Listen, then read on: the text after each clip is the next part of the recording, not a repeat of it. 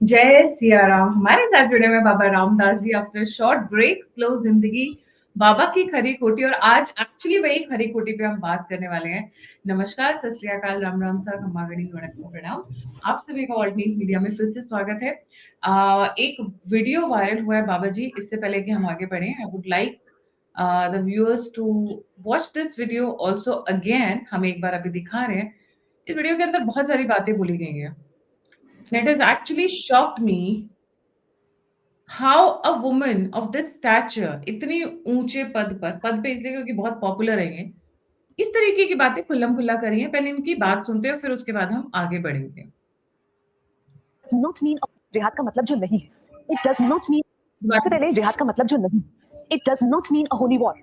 जिहाद का मतलब कोई होली वॉर नहीं है, छोटा सा मतलब है टू स्ट्रगल, संघर्ष करना, बस इतना ही मतलब। जिहाद का मतलब स्ट्रगल करना, और काफिर का मतलब फ्री। मैं वो भी दिखाती हूँ जहां पे ये कह रहे हैं कि काफिर का क्या मतलब होता है। काफिर जो लफ्ज है वो बना है एक अचानक से ये जो महिलाएं इनकी निकल आई हैं, दूसरे लफ्ज से, कुफ्र से।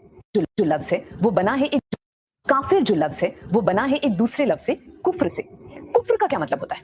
कुफ्र कहते हैं किसी चीज को छुपाने को, टू कंसील, टू हाइड। किसी भी चीज को अगर हम छुपाने की कोशिश करते हैं तो उसे कुफ्र करना कहा जाता है। यहाँ पे जो इसका मीनिंग है वो बेसिकली है जब हम खुदा की, रब की, भगवान की टीचिंग्स को छुपाने की कोशिश करते हैं। जब ये जानते हुए कि हमें किसने बनाया है, हमारा कोई क्रिएटर है, हम उस फैक्ट को हाइड करने की कोशिश करते हैं। जो नॉन बिलीवर होता है, जिसका ईमान नहीं होता है, उसे काफिर कहते हैं क्योंकि वो कुफ्र करता है। एक बेवफा के प्यार में हद से गुजर गए, एक बेवफा के प्यार में ना बाकी का ये भी सुन ही लेते हैं। चलिए, जब यहाँ तक सुना है तो। हद से गुजर गए, काफिर के प्यार ने हमें काफिर बना दिया। वो छुपाता है कि कोई है जिसने हमें बनाया है। जो सच को छुपाता है उसको काफिर कहते हैं। एक पहुंचा हुआ मुसाफिर है, दिल भटकने में फिर भी माहिर है। कौन लाया है इश्क पर ईमान? मैं भी काफिर हूं, तू भी काफिर है, नॉन मुस्लिम्स काफिर है। आगे से मत बोलिए काफिर। So this is RJ Saima. बहुत बड़ी डीजे है, one of the top most radio channels को चलाती हैं। बाबा जी, मैं रिक्वेस्ट करूंगी यहाँ से शुरू करते हैं। कौन है ये आरजे साइमा?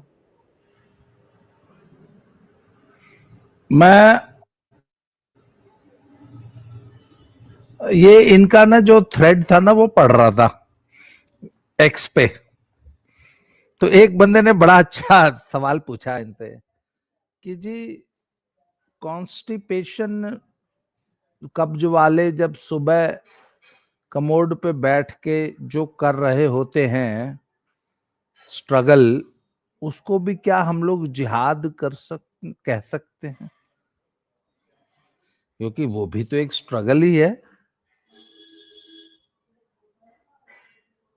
तो गायत्री, मैं बताऊं, अभी जो पीछे रिसेंटली जो जयपुर में जो जयपुर डायलॉग्स की जो कॉन्फ्रेंस हुई ना, 3 दिवसीय हमारा जो महाअधिवेशन हुआ, उसमें हमारा जो थीम था वो शत्रुबोध था कि शत्रु कौन है। तो शत्रु वो सिर्फ 4 डॉक्टर्स नहीं थे, एक जो कि उस कार में फट गया, और जो बाकी थे जो वो सारा इकट्ठा कर रहे थे बम बनाने वाला, सिर्फ वो शत्रु नहीं है। उनसे बड़ी शत्रु ये आरजे साइमा जैसे लोग हैं। ये उनको कवर फायर दे रहे हैं, ये उन आतंकियों को, उस पूरे आतंकवाद को कवर फायर दे रहे हैं। और जो ये आतंक की जो जननी है ना, हम तो हमेशा कहते हैं कि ये आतंक की जननी ये वो किताब है, उस किताब को कवर फायर दे रहे हैं, उसको डिफेंड कर रहे हैं, और पूरे के पूरे आतंकवाद के पूरे कॉन्सेप्ट को डिफेंड कर रहे हैं, और ये बताने की कोशिश कर रहे हैं कि नहीं नहीं नहीं नहीं नहीं, ये तो मतलब इससे घबराने की, डरने की जरूरत नहीं है। पूरी कौम को आप आतंकी मत समझिए, या पूरा। और ये एक बात बताऊं आपको, ये लोग ज्यादा खतरनाक हैं। और मैं आपको सही बताऊं, अगर इस जहर से लड़ना है ना, तो सबसे पहले ये आरजे साइमा जैसे लोगों को उठाने की जरूरत है, इनको सुधारने की जरूरत है कि तुम क्यों भैया वो उसी एक्स के उसी थ्रेड में एक बंदे ने लिखा था कि इतने ड्राई क्लीनिंग सर्विस खोली है और ये इस्लामिक आतंकवाद को ड्राई क्लीन करके ये सफेद उजला करने की कोशिश कर रही है। और ये आज की तारीख में मैं इनको सबसे बड़ा खतरा मानता हूं। वो तमाम लोग जो ये कहते हैं कि नहीं नहीं आतंक का कोई धर्म नहीं होता, या सब लोग आतंकी नहीं हैं, या पूरी कम्युनिटी को उसी पेंट से आप लोग पेंट मत करिए, ये लोग ज्यादा खतरनाक हैं, इनको ज्यादा एक्सपोज करने की जरूरत है, इनको पहचानने की जरूरत है। यही लोग हैं जो जो हमको भ्रमित गाइड करते जी हैं, डायल्यूट करते हैं, जी ऊपर से कवर फायर देते हैं। बट मैं इनकी एक यहाँ पे तो या तो ये झूठ ही है या इस्लाम झूठा है, क्योंकि ये कुरान की आयतों को गलत तरीके से पढ़ रही है। कुरान में तो जिहाद एकदम अलग तरीके से लिखा हुआ है, काफिर अलग तरीके से, ये उल्टा क्यों पढ़ रही है? ये तो कुरान को ही झुठला रही है। इनके अगेंस्ट तो फतवा जारी होना चाहिए, क्योंकि आप देख लीजिए जितने भी इस्लामिक इंस्टीट्यूशंस हैं, वहां पे अलग तरीके से पढ़ाया जा रहा है। तो ये झूठी या इनकी किताब झूठी? मैं आपको गायत्री जी एक बात याद दिलाना चाहता हूं। आपको याद होगा आर्मी पब्लिक स्कूल पेशावर पे अटैक हुआ था, जहां पे आतंकवादी घुस गए थे और उन्होंने 5-6 घंटे तक उस स्कूल पे कब्जा करके रखा था, and more than 250 students were killed. तो फाइनली जब पाकिस्तानी कमांडोज ने उसको आजाद कराया तो उसके अंदर से जो बॉडीज निकली थी बच्चों की, वो इनफैक्ट पब्लिक को दिखाई नहीं गई थी। तो उनकी बच्चों की मदर्स आई हुई थी और बड़ी रोआराट मची हुई थी। तो वहां पे और उस घटना की बहुत निंदा कर रही थी पाकिस्तान की सिविल सोसाइटी। तो उन्होंने कहा कि ये बहुत ही अन इस्लामिक कार्य है और ये नहीं होना चाहिए, और ये जो करने वाले हैं ये इस्लाम के दुश्मन है, ये है, नहीं होना चाहिए। तो वो जो जिस ग्रुप ने ये काम किया था ना, उसने बकायदा आके वो एक प्रेस वीडियो रिलीज किया था कि फालतू कुछ मत बोलो, हमने जो कुछ किया है वो इस्लाम के टेनेट्स, इस्लाम की जो टीचिंग्स हैं उनके अनुरूप किया है। And then he quoted the battle of Banu Qurayza, जहां पे 800 यहूदियों का सरेंडर जब कर दिया था। तो जो फॉलोअर्स थे उन्होंने पूछा मोहम्मद साहब से कि साहब इनका ये जो 800 हमने बांध रखे हैं, अब अंधेरा होने लग गया था, तो इनका क्या करना है, रात है, कहाँ रखेंगे इनको, क्या करेंगे? वो सब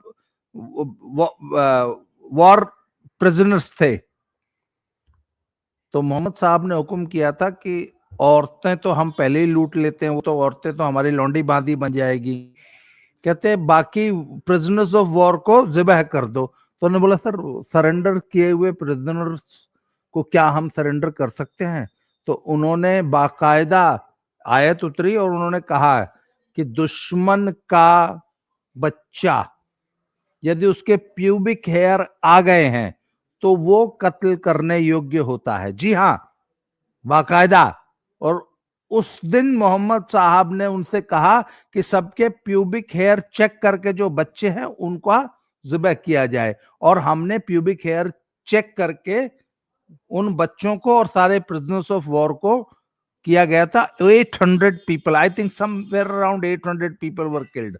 तो उस आतंकवादी ने बकायदा उस आयत का कोट किया, उस इंसिडेंट को कोट किया और कहा कि हमने भी उस दिन पेशावर के आर्मी पब्लिक स्कूल में उन बच्चों का प्यूबिक हेयर चेक करके ही मारा है। ऐसा कोई भी बच्चा हमने नहीं मारा जिसका प्यूबिक हेयर नहीं था, नंबर 1। नंबर 2, चूंकि ये आर्मी, पाकिस्तान आर्मी वालों के बच्चे थे और जो हमारे खिलाफ जो पाकिस्तान आर्मी युद्ध लड़ती है, इसलिए दुश्मन के बच्चे को मारा जा सकता है। And it is purely Islamic. यह एक इस्लामिक कृत्य है, इस्लाम के सिद्धांतों के अनुरूप है। हुजूर ने भी ऐसे ही कह किया था, हुजूर सल्लल्लाहु अलैहि वसल्लम, ये की सुन्नत है। अब आरजे साइमा से पूछ लो कोई कि जी अब आप क्या कहेंगी, how can you defend it now? And ji how can she defend it when she is not a theologist? ये कोई कुरानिक एक्सपर्ट नहीं है, हाँ, इस्लामिक एक्सपर्ट नहीं है। और फिर क्या ये मुझे एक बात नहीं समझ में आती कि आखिर जरूरत क्या पड़ गई जिहाद को और काफिर को डिफेंड करने की? आप जिहादियों को, जिहाद को डिफेंड कर क्यों रहे हो? ऐसा आपके भाई, आपके धंधे में कोई फर्क पड़ गया? आपके वो कौन सा मिर्ची टीवी चल, वो मिर्ची रेडियो चलाती है, मुझे तो मैं तो ये बेहुदा इनका रेडियो मिर्ची है शायद उनका चैनल। जो भी है, जो भी वो आरजे, पहले तो मुझे तो यही नहीं पता था साला आरजे होता क्या है। ये आजकल की जो छपरी जनरेशन है ना, उनका सेंस ऑफ एंटरटेनमेंट भी इतना घटिया, इतना छिछला हो चुका है। खैर छोड़िए, उस पर नहीं जाऊंगा मैं। तो मुझे एक बात बताओ ना कि radio Mirchi, why is radio Mirchi defending the terrorists of Red Fort? Al Falah University के जिहादियों को क्यों डिफेंड कर रहा है रेडियो मिर्ची? और कौन लोग हैं जो रेडियो मिर्ची को अब भी सुन रहे हैं? इतना होने पर तो रेडियो मिर्ची का आज शाम तक न्यूज आ जानी चाहिए कि रेडियो मिर्ची ने उस आरजे साइमा को पिछवाड़े पे लात मार के नौकरी से निकाल दिया, क्योंकि there was a huge outreach against radio Mirchi. क्यों नहीं निकाला, आप बताइए अब तक? सर को पैसे का लेन देन होगा कुछ, या फिर उनके बोर्ड ऑफ डायरेक्टर्स में कोई होंगे नहीं, ईमान वाले। कौन बेहुदा लोग हैं जो आप भी रेडियो मिर्ची सुन रहे हैं? भाई रेडियो मिर्ची के बाद भी तो टीआरपी आती होगी ना, कि हाँ, कितने लोग रेडियो अभी मिर्ची तुम्हें सुन बहुत रहे दुख हैं, मुझे कहां कहां चल रहा है। बहुत दुख, तो क्यों इसीलिए नहीं बॉयकॉट बायकॉट किया? Till the time this Hindu lady community ने क्यों बायकॉट नहीं किया? आरजे शर्मा पहली बार नहीं आई हैं कंट्रोवर्सी में। हिंदुओं के त्योहारों को रेट्रोग्रेसिव बताती हैं, करवा चौथ को पाखंड बताती हैं, पेट्रियार्कल बताती है, इस तरीके के उनके हिंदुओं के बहुत सारे त्योहारों के ऊपर बहुत सारे अलग अलग कमेंट्स हैं, लोग देख सकते हैं जाकर। बट आज तक आरजे साइमा ने बकरीद पे कोई कमेंट किया? हलाला, हलाला क्या होता है, हलाल होना चाहिए कि नहीं होना चाहिए, ट्रिपल तलाक होना चाहिए कि नहीं होना चाहिए, औरतें तुम्हारी खेतियां हैं, अगर तुम ऊंट के ऊपर भी बैठी हो तो भी अपने पति के नीचे बिछ जाओ अगर उसकी इच्छा हो जाए। इसके ऊपर आरजे साइमा का कुछ है? 6 साल की छोटी अम्मी ले आओ, 9 साल के साथ उनके साथ सुहागरात मनाओ, इस पे आरजे साइमा ने अपना ज्ञान प्रकट किया कभी कि 6 साल की अम्मी ले आना सही था कि नहीं था? आरजे साइमा, इन पे भी बोलो ना। नहीं सर, वो नहीं बोलेंगी। वो एक्चुअली क्या है, व्हाइट वॉश करने की कोशिश कर रही है। आपने सही कहा, ड्राई क्लीनिंग की दुकान खोली है और यंग ऑडियंस जिसने दिल्ली ब्लास्ट देखा है, क्योंकि बहुत सारे अगर आप देखें बाबा रामदास जी 10 साल से भारत बहुत सेफ रहा है। They have not seen a time पिछले 10 साल में जो बच्चे 18 साल के होंगे, 8 साल के रहे होंगे जब मोदी की सरकार पावर में आई होगी, जो अब वोट करने जा रहे होंगे 18 साल के होंगे। देखिए तो बहुत ही सेफ एंड सिक्योर एनवायरनमेंट था। इस बीच में हार्डली कोई बॉम्ब ब्लास्ट हुआ है। They have not seen the time जब लाजपत नगर जाते हुए, करोल बाग जाते हुए, कनॉट प्लेस जाते हुए डर लगता था कि कौन से कोने पे कहाँ पे क्या रखा होगा और फट जाएगा। ये यंग ऑडियंस को बेवकूफ बनाने के लिए कि कुफ्र का मतलब होता है छुपाना, काफिर का मतलब होता है ये नॉन बिलीवर नहीं होता है, हिंदुओं के लिए नहीं होता है। एक तो द वे दे टॉक ना, मतलब उनकी देख के ही समझ में आ जाता है ये क्या करने बैठे हुए हैं। आर्टिफिशियलनेस से भरा पड़ा होता है, कत्ल नकलीपन से। कत्लुल काफरीन क्या है? काफिर कत्ल करने लायक होता है, कत्ल का क्या मतलब है? आरजे साइमा बताएंगी? कोई है उनसे पूछने वाला कि पहले कत्ल काफरीन का मतलब समझाइए? कि जब पवित्र महीने बीत जाएं तो इनकी घात में झाड़ियों के पीछे छुप के रहो और जहां दिखे वहीं उनको मार दो। ये जो आयत है इसका क्या मतलब है? आरजे साइमा समझाएंगी? सोचने वाली बात ये है, रेडियो मिर्ची की one of the top most RJs is promoting जिहाद एंड द काफिर कॉन्सेप्ट। उसको अलग तरीके से बताने की कोशिश करिए। ना ये कुरान के एक्सपर्ट है, ना ये इस्लामिक एक्सपर्ट है, ना ये अरबिक जानती हैं, ये पढ़ा कैसे रही है, बता कैसे रही है, और बहुत सारी चीजों को जस्टिफाई करिए। बट बाबा जी, यहाँ पर जो इंपॉर्टेंट क्वेश्चन आ जाता है, ये किसी को बुला के डिबेट क्यों नहीं कर लेती हैं? चलो आप नहीं जानते हैं, आपको नहीं है, तो आप बुलाइए किसी कुरानिक एक्सपर्ट को, डिबेट करिए कि क्या ये आयतें हैं। हम देते हैं आयतें आपको, आप दे सकते हैं आयतें। डिबेट का औकात नहीं है, हिम्मत नहीं है। बस अपना एक छोटा सा वीडियो बना के ही करके डाल दिया सोशल मीडिया पर।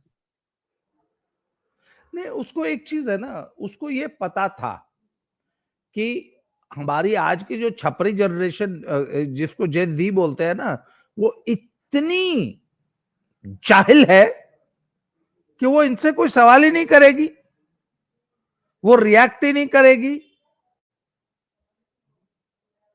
वो फेस वैल्यू पे इसको एक्सेप्ट कर लेगी, क्योंकि उनकी फेवरेट आरजे अगर कुछ कह रही है तो सही ही कह रही होगी। उनके अंदर इतनी मेधा, इतनी बुद्धि है ही नहीं है। वही तो शत्रुबोध यही तो सिखाता है कि आरजे साइमा जैसे शत्रुओं को पहचानो। ये उन 6 डॉक्टर, जिहादी डॉक्टर से ज्यादा खतरनाक है जिसका नाम आरजे साइमा है।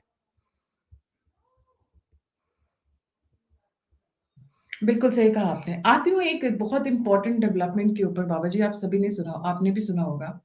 भारत में प्राइवेट प्लेयर्स, मतलब प्राइवेट टीवी चैनल्स और गवर्नमेंट चैनल्स दोनों को एक नई एडवाइजरी जारी कर दी गई है। अलर्ट सा जारी कर दिया गया। क्या है ये और क्यों इतनी ज्यादा अभी सेंसिटिविटी बढ़ गई है चीजों को लेके?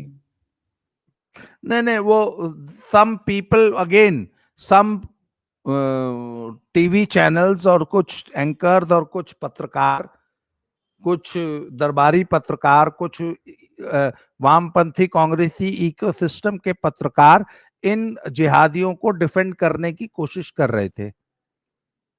और ये, एक मिनट सुनिए, कश्मीर में इस समय एक मूवमेंट चल रहा है कि कश्मीरियों को फिर से परेशान किया जा रहा है और सारे कश्मीरियों को, कश्मीरी डॉक्टर्स को उन पे जिहादी होने का या आतंकवादी होने का ठप्पा लगाया जा रहा है, या बहुत बड़े पैमाने पे उनसे पूछताछ चल रही है। They are under the scanner. और जितने भी कश्मीरी भारत में, कश्मीर से बाहर अन्य हिस्सों में रहते हैं, उनको जो है दे आर फीलिंग इनसिक्योर। तो उनके पक्ष में एक माहौल बनाया जा रहा है कि वही फिर गंगा जमनी तहजीब, और उन बेचारों को कि कोई गलती नहीं है उनको। जैसे बहुत सारे मकान मालिकों ने अपने कश्मीरी टेनेंट्स को बोल दिया भैया खाली कर दो, कुछ ने बोल दिया नहीं पुलिस वेरिफिकेशन कराओ। तो उनको लग रहा है कि ये बेचारे जो हैं, बेचारा बना दिया गया उनको। तो ये इस प्रकार का जो माहौल था ना, इसके खिलाफ एक एडवाइजरी जारी की है कि एक तो आप लोग इस प्रकार की रिपोर्टिंग से बाज आए। हम किसी को जो है वो जनरलाइज नहीं कर रहे हैं, हम किसी को गलत परेशान नहीं कर रहे हैं, किसी को गलत हमने उठाया नहीं है, किसी को गलत पकड़ा नहीं है। हमारे पास पूरे साइंटिफिक एविडेंस है, तभी हम किसी को कुछ कह रहे हैं। जी जी, गवर्नमेंट ऑफ इंडिया की अभी एक एडवाइजरी आई है and that is under the rules कि हाउ टू टेलीकास्ट और not to telecast certain content.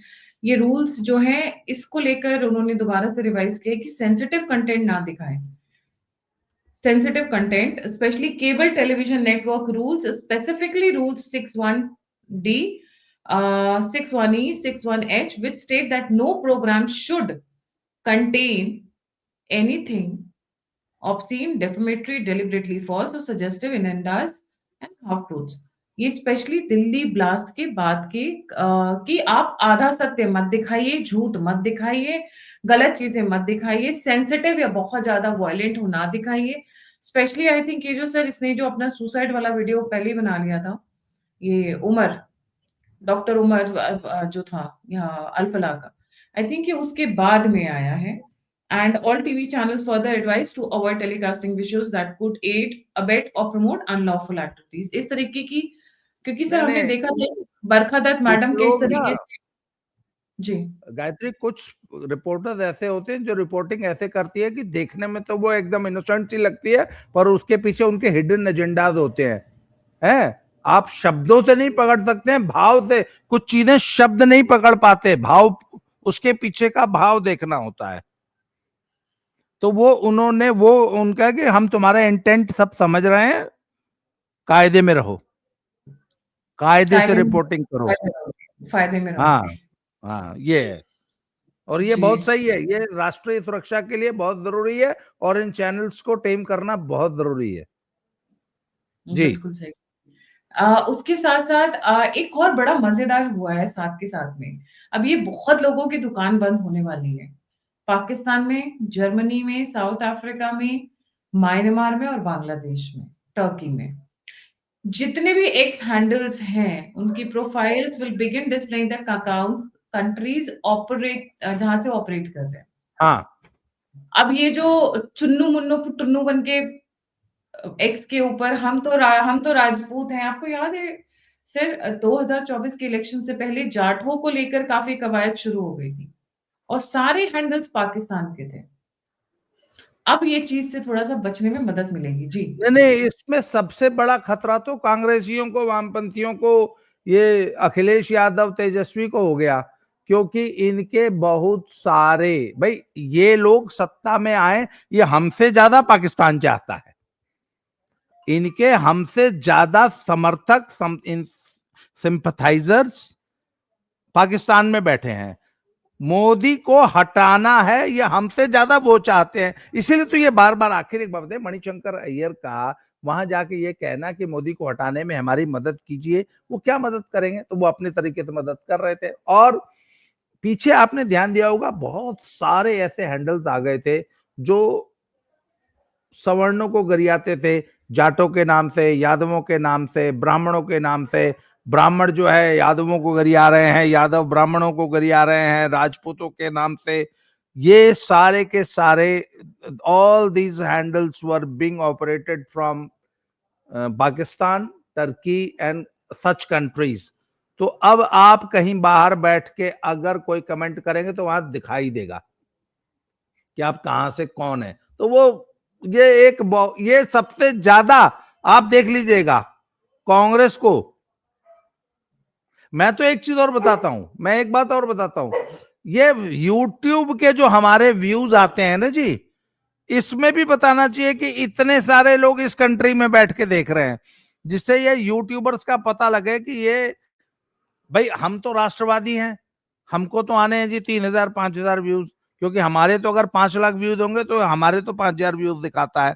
इनके व्यूज इतना बढ़ा चढ़ा के जो दिखाए जाते हैं, और अखिलेश यादव और तेजस्वी की सरकार जो लोग बनवाते हैं पाकिस्तान में बैठ के, वहां से जो व्यूज जनरेट होते हैं, वहां से जो फर्जी बॉट्स जनरेट होते हैं, तो ये भी पता लगने चाहिए, लोगों को पता लगेगा। लोगों को पता लगेगा कि तेजस्वी के और अखिलेश के और राहुल गांधी के समर्थक कहाँ बैठे हैं। तो पाकिस्तान फिर से वो इनको समर्थक मिल रहा है, ये पता लगना चाहिए।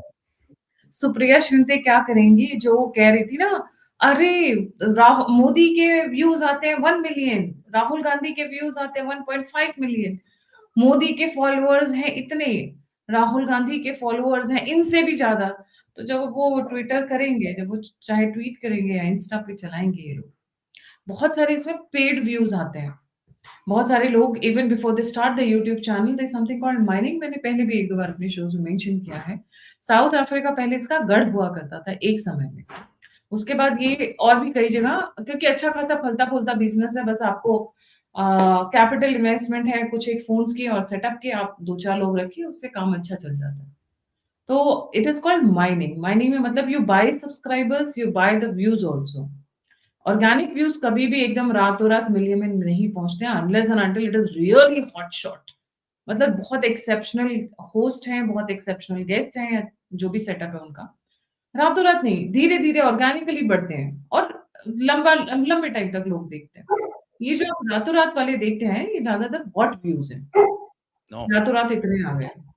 अगर इस इनमें लॉजिक वाली बात ये है बाबा जी, लॉजिक वाली बात ये है, अगर ऐसा ही होता तो रवीश कुमार हैं, या अभिलाष शर्मा है, इन लोगों की जो कैटेगरी के अगर आप वीडियोस देखें, इतने व्यूज आते हैं, तो अब तक तो मोदी जी कई बार हार चुके होते हैं, जिस टाइप के इनके व्यूज आते हैं। इसका मतलब क्या है? कहीं कुछ ऐड नहीं हो रहा है, बीच में कुछ अलग ही गेम खेली जाती है। इन वीडियोस को पेड वीडियोस बनवाए जाते हैं, उनको व्यूज दिलवाए जाते हैं, ये दिखाने के लिए कि देखिए मोदी के खिलाफ नफरत अभी भी जारी है और आपका अभी भी स्कोप है राहुल जी। ये ये इस तरीके से चलती रही है इन लोगों की दुकानें जी। नहीं, निश्चित रूप से this is a setback for this वामपंथी इकोसिस्टम, और ये बहुत अच्छा काम हुआ है। और इतना ही नहीं, मैं तो कहता हूं कि जितने भी सोशल मीडिया हैंडल्स हैं, जितने भी लोग फर्जी आईडीज बना के फेसबुक पे इधर इधर करें ना, उन सबके लिए गवर्नमेंट को चाहिए कि आपका आधार कार्ड अनिवार्य है। आप बिना आधार के फेसबुक पे या किसी भी सोशल मीडिया प्लेटफॉर्म पे और या फर्जी नाम से आपको अपना ओरिजिनल फोटो, ओरिजिनल नाम, आधार कार्ड नंबर देना ही पड़ेगा। ये आपको एक कंपलसरी कर देना चाहिए, ये बहुत जरूरी है। Thank you so much Baba ji for joining. जाने से पहले सभी थैंक व्यूअर्स यू से गायत्री, रिक्वेस्ट है थैंक यू वेरी मच। जय जी श्री राम, हर हर महादेव। जी, please don't forget to like, subscribe and share the alternate media. अगर आप कंट्रीब्यूट करना चाहते हैं तो नंबर और यूपीआई स्क्रीन के ऊपर है। आप फीडबैक देना चाहते हैं, मुझसे जुड़ना चाहते हैं, सभी के सभी लिंक्स डिस्क्रिप्शन बॉक्स में। इसी के साथ जय हिंद, जय श्री राम, हर हर महादेव। जय हो, जय श्री राम।